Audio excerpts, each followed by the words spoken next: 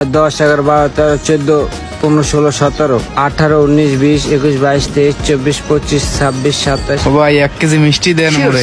33, 34, 35, 36। Sir এই যে আপনার মিষ্টি 300 টাকায় স্যার।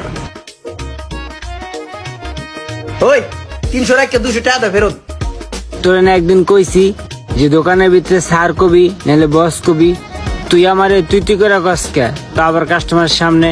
এই বেটা বস কবি বস। আইসা বস 200 দেন।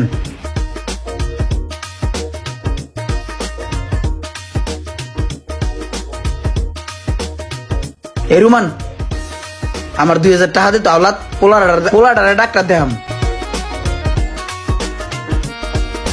সরি বস আমার 2000 টাকা দেন হাওলাত, আমার ছেলেটাকে ডাক্তার দেখাবো।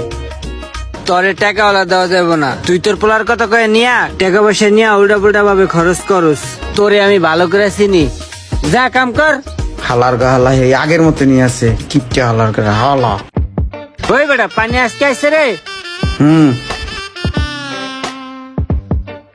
সোহাগ ভাই আমার 2000 টাকা দেন না হাওলাত। তুই আমার কসকে তুই রোমানের জন্য চাকরি করস, রোমান রেখ 2 দিন পর পর আই আমার কাছে আজকে।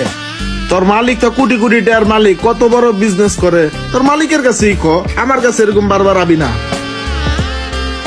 ভাই আজকে কি হয়েছে জানেন? আজকে আমি অনেক বড় একটা কষ্ট পাইছি জানেন কি লিগা? ওই আমারে কাস্টমারের সামনে কয় ওরে বস কইতাম, ওরে বস কর আগে মিয়া নিজের গলা নিজে চিপতে মরে যাম, তা ওরে বস কইতাম না। আপনি টিয়া দিবেন? আচ্ছা ওইসব বাদ দে, আমার তো বেচা কিনা নাই, 500 টাকা লয়ে যা, এটা তোর পোলারে ডাক্তার দেয় যা।